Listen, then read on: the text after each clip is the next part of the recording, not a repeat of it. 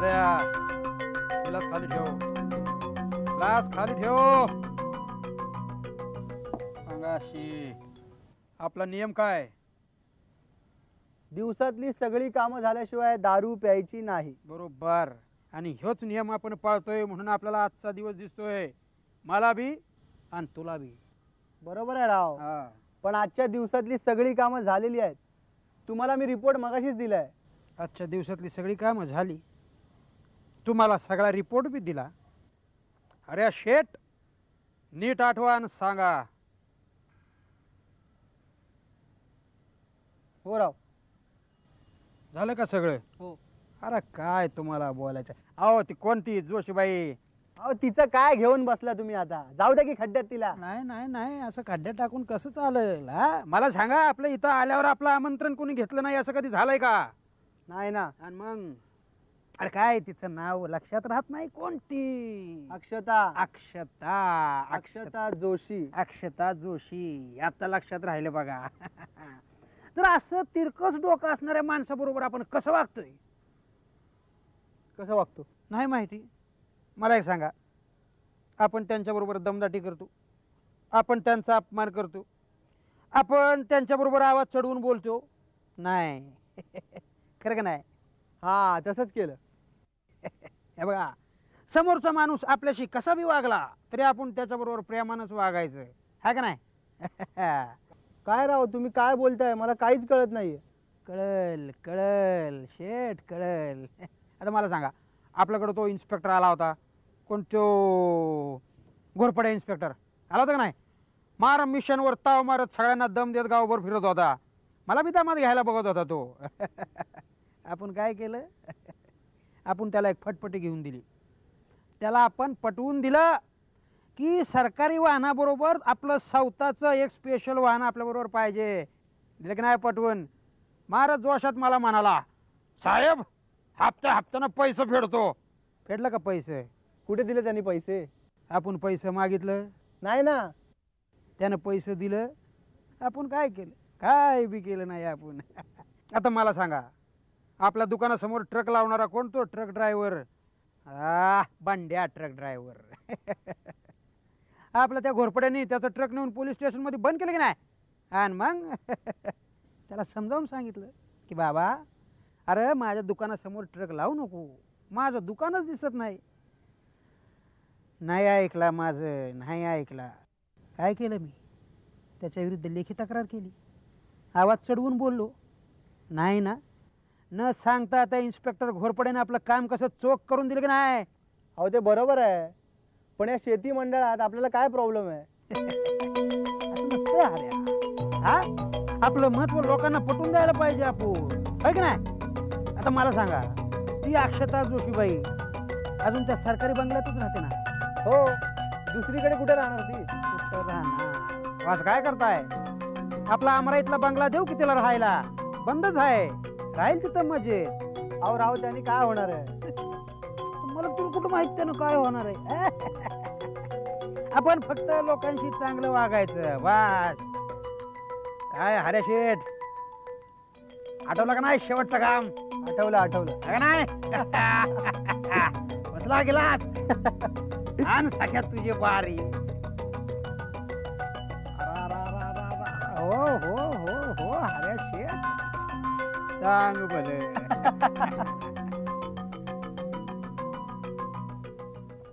अगं आता याहून जास्त काय करायला पाहिजे अक्षता? मी फक्त आता हात जोडले नाहीयेत आणि त्याच्यासमोर लोटांगण घालून शरणागती पत्करली नाही. बाकी त्याला समजावण्याचे, त्याला पटवण्याचे सगळे उपाय संपलेत, सगळे मार्ग संपलेत आता माझ्या समोरचे. ताई सगळे मार्ग संपलेत असं कधीच होत नाही. आपल्याला हवं तसं घडत नसेल ना तर मार्ग शोधावे लागतात, आणि ते नाही सापडले तर नवीन मार्ग तयार करावे लागतात. म्हणजे आता मी यापेक्षा जास्त काय करायला पाहिजे? सगळ्यात आधी तनू घरी राहायला येईल असं पहा. म्हणजे तसं झालं ना तर आपला निम्मा प्रॉब्लेम सुटेल. अगं हो, मी प्रयत्न करत होते. आई आजारी पडली नव्हती ना तेव्हा तिच्या ओढीने, तिच्यासाठी का होईना पण तो घरी येत होता. यापुढेही आला असता तो. पण आता तीही शक्यता नाहीये ना. म्हणजे आता आई हॉस्पिटलमधनं घरी येईपर्यंत मी सांगते तसं करून पाहशील काय? तू तनू आणि वीरेंद्र अशी एक मीटिंग जमव. अगं पण तो माझं ऐकेल का? अगं नचिकेतला घाल ना मध्ये, त्याच्याकरवी त्याला मीटिंगला तयार कर. हे बघ अक्षता, तन्वीर आणि वीरेंद्र एकमेकांच्या समोर आले तर मग काय होईल, आणि जे होईल त्याच्यावर आपला काही कंट्रोल राहील का? ताई, ते दोघे एकमेकांसमोर आलेत याआधी, आणि मी इथे येण्याआधी तनुशी बोलले या विषयावर, नीट बोलले. तू प्रयत्न करायला काय हरकत आहे? ओके? बर, ठीक आहे, हेही करून बघू आता. मी कळवते तुला काय होतंय ते. ठीक आहे, मी वाट बघते तुझ्या फोनची. चल बाय.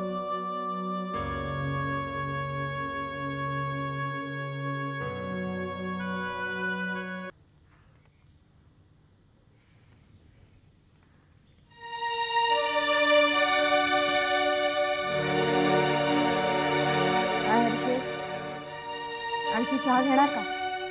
नाही, नको बाई. मग आता काय आहे?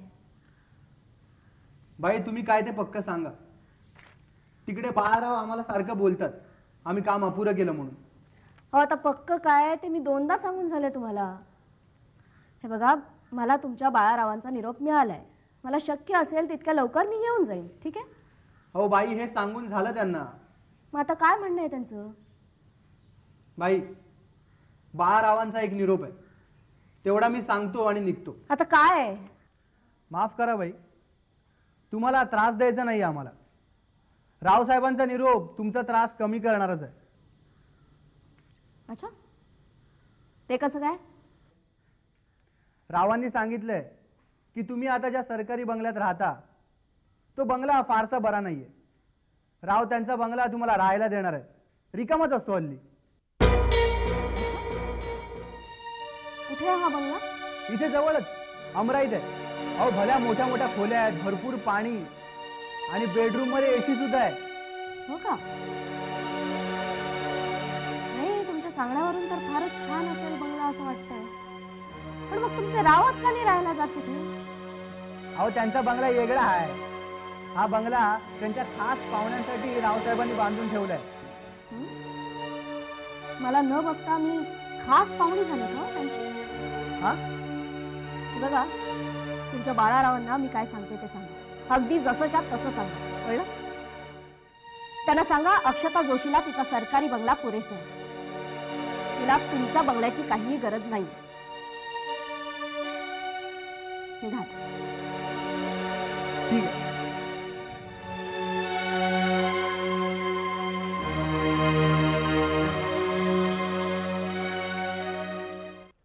ए मॉम, ए मॉम. हे ओरडायला काय झालं रे एवढं? हा, मला माहिती तू दिवसभर शूटिंग करून अगदी दमून घरी आलाय. ओरडाआरडा करू नकोस अजिबात. ए प्लीज उठ उठ उठ, आधी उठ. ते बूट उचल आणि रॅकवरती ठेव. निघ. बाबांनी बघितलं ना तर ओरडतील तुला. हे आता पुरे झाला ना ड्रामा. याला मी पकायला लागलो आता. आणि डॅड काय 11:30-12 शिवाय येत नाही. का? एवढ्या वेळ चालणार आहे त्यांची मीटिंग? कसली मीटिंग? डॅड गेले ते सीना बरोबर. प्रोड्युसर सीना. तो प्रोड्युसर सीना एक नंबरचा बेवडा आहे. मीटिंग बिटिंग फक्त 15 मिनिटं असते का? बाकी सगळा वेळ फुल टाकाटाकी. बरं, मला काहीतरी फर्स्ट क्लास थंड चिल्ड. हां प्लीज. काय देऊ तुला? चिल्ड लिंबू सरबत की चिल्ड सॉफ्ट ड्रिंक? ए शी शी शी शी, काय बियर नाही आहे घरी? ए, असलं काय मी तुला या घरात पिऊ देणार नाही. आपण काय ठरवून आलो या घरात? काय? चांगलं वागायचं. शपथ घेतली की नाही आपण अशी? अरे मग बरं, मग मला पैसे दे, मी बाहेर जाऊन काहीतरी पिऊन येतो. अजिबात मिळणार नाहीत. तुझ्या तोंडाला साधा बियरचा वास देखील आलेला त्यांना चालणार नाही. ऐकतोयस ना दर्शन? त्यांना. काय नौटंकी आहेस ग तू? हा, काय हसतेस विसतेस? एवढं मोठं ते कुंकू लावलंय, पदर बिदर, आणि तू जे काही डॅडशी अहो जाऊ वगैरे करून बोलतेस ना आणि जे वागतेस ना, मी तर डॅडच्या तोंडावरती कधीतरी फुटणार आहे. अरे दर्शन, एकदा मी ठरवलं ना की मग झालं. त्यात फारसं अवघड असं काही नाही.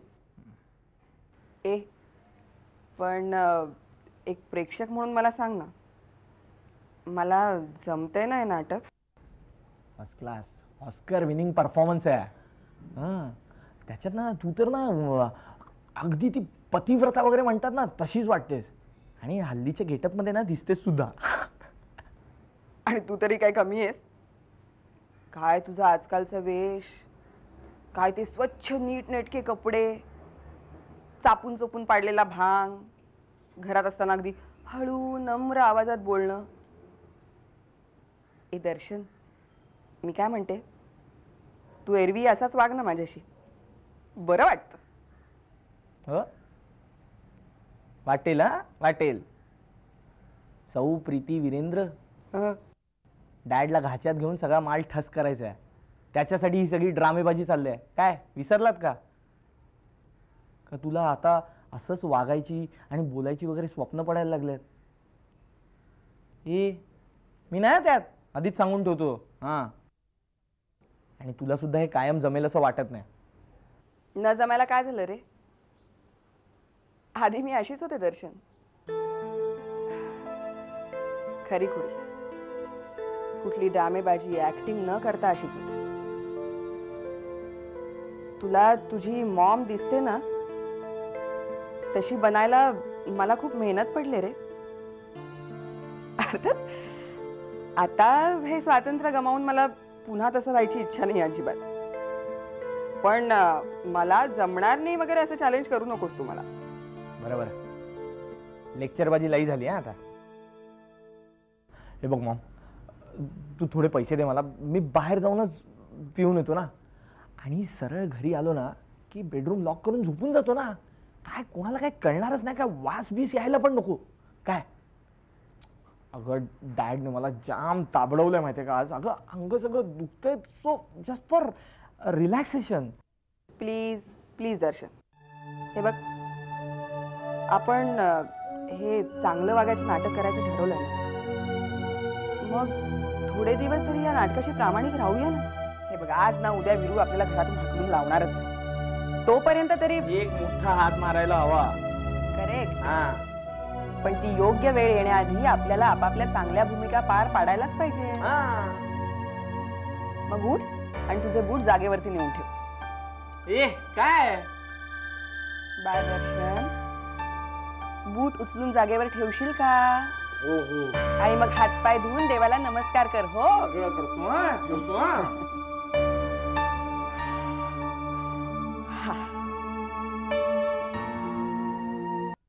हे बघ रेवा, चांगल्या भाषेत एक पत्र लिहून काढ. राम शरण आपल्या वॉर्डातल्या लोकांना जो काय त्रास देतोय त्याचा उल्लेख त्या पत्रात कर. मागे मी तुला जे 2 प्रसंग सांगितले होते त्याचाही उल्लेख कर. आणि खालती असं लिही की पक्षात राम शरण सारखा माणूस जर असेल तर ते पक्षाला हानिकारक आहे आणि त्याच्या विरुद्ध लवकरात लवकर काहीतरी कारवाई केली पाहिजे आणि त्याला पक्षातनं काढून टाकलं पाहिजे. कळतंय तुला मी काय म्हणतो ते? हे पत्र पाठवायचं कोणाला? हे शहर प्रमुखांना पाठवायचं. त्याचबरोबर त्यांचे वरचे अधिकारी जे आहेत त्यांना पण ते द्यायला लागेल. तू एक काम कर, तू पत्र तयार कर आणि मला दे, मी वाचून बघतो. मग आपण बबनला सांगून त्याच्या प्रिंटआउट्स काढायला लावूया. प्रभूषणजी, मी काय म्हणते की त्याने गेल्या वेळेला पार्टी ऑफिसमध्ये जो गोंधळ घातला होता त्याबद्दल पण लिहिलं तर? लिही ना, काहीच प्रॉब्लेम नाही. हे बघ, मी तुला मेन मुद्दे सांगितले, आता त्यात काय वाढवायचं हे तू ठरव. हां, आणि शेवटी फायनल मी एकदा रीडिंग करणारच आहे ना लेटरचं. ठीक आहे साहेब लवकर चला. काय? अरे काय दम खा जरा. काय झालं? काय दम काय ना लफडा झालाय. काय झालं? आपल्या पोरांना रामशरणने मारलेलं. कधी? कुठे? विठाबाई चाळीत. तिथं एक इस्त्रीवाला रामशरण घेऊन आला. तो नडला आपल्या पोरांना. रात्री इस्त्रीवाल्याची आणि आपल्या पोरांची नडानडी झाली. आपल्या पोरांना फटकवलं त्या लोकांनी. रामशरणचा ना एकदा बंदोबस्त करायलाच पाहिजे. रामशरणच्या तर तुम्ही फक्त हा बोला ना, हा बोला फक्त. त्याला तुम्ही फक्त बोला हा. आता मी रेवाल तेच सांगतोय की रामशरण विरुद्ध तक्रार लिहून काढ म्हणून. अहो तक्रार बिक्रार काय, साऱ्याचे हात पाय तोडून टाकतो. नाही, ते एकदा करावं लागणारच आहे आपल्याला. आज रात्रीच करू का त्याचा गेम? पोरं बिरं सगळी तयार आहेत. हा करू आज.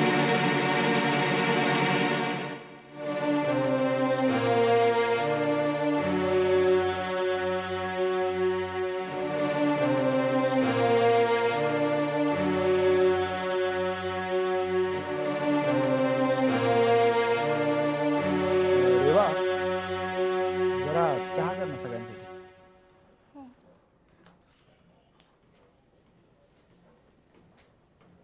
तुला काय अक्कल? बायकांसमोर हत्यारा करतात. आज काही करू नकोस आता. ती कुठेतरी बोलली ना तर सगळं आपल्या चांगलं ठेल. आज नाही तर नाही, पण काही दिसला ना तर सराचा तिथंच गेम करून टाकेन, तिथंच. शांत राहा, शांत राहा. ठरवू आपण ते नंतर. एक काम कर, तू निघता येत ना गॅरेजवर जा, तिथनं पैसे घे. मी असलमला तसा फोन करतो. ते बिचाऱ्या पोरांना काय लागलंय बघ, त्यांचा औषध उपचार कर सगळा. आणि पोरांना सांग मी येतोय भेटायला संध्याकाळी. काळजी करायची नाही म्हणा. आणि हा, मला विचारल्याशिवाय कुणालाही हात लावायचा नाही हा बबन, लक्षात ठेवे. जाऊ मी. निघ.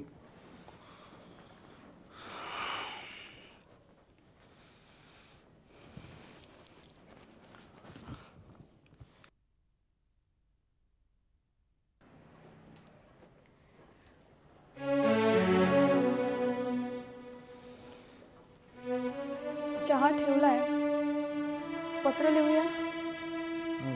नाही नको, तू चहाच घेऊन ये पटकन.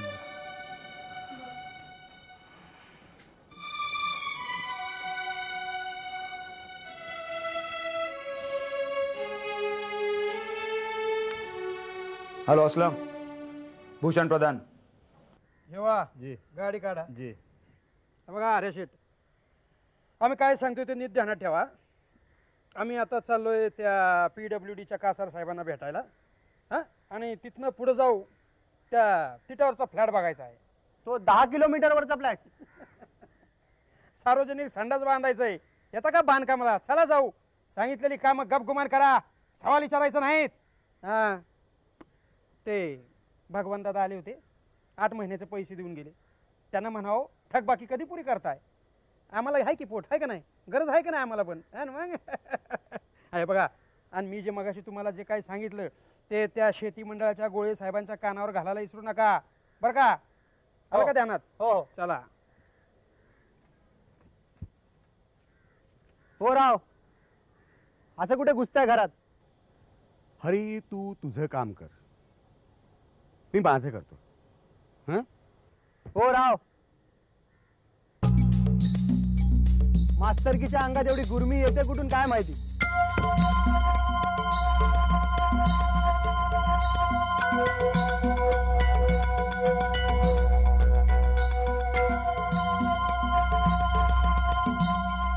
कशाला? आपल्याला सवाल केलेला आवडत नाही. तुम्ही तुमची पायरी सोडली म्हणून आम्ही आमची पायरी सोडली. बाजीरावला बोललो म्हणून. बाजीराव कोण आहे? माहिती आम्हाला, तुमचा मोठा भाऊ. आम्ही त्यांच्याशी कसं वागतो तेच तर पटत नाही ना. ते तुमची निंदा करतात, कोणी माझी करत असती ना तर काय मुर्दा पाडला असता का त्याचा? नाही, मुर्दा नाही, पण असं घरात घुसत असताना विचारलं असतं तुझ्या बापाचा माल आहे का म्हणून. हरी, हे घर माझ्या बापाचंच माल आहे. माझ्या बापाच्या प्रचंड इस्टेटीमधून मी माझ्यासाठी फक्त एक कपाट मागून घेतो. तुझी काय हरकत? काय नाही, मी फक्त माझे कपडे न्यायला आलो. अरे, दादा संकट घराच्या बाहेर किंवा घरात असं वाटलेलं खपवून घेणार नाही. पण एवढं काय बोललो मी? आपल्याला सवाल केलेला आवडत नाही. शिवा, गाडी काढ.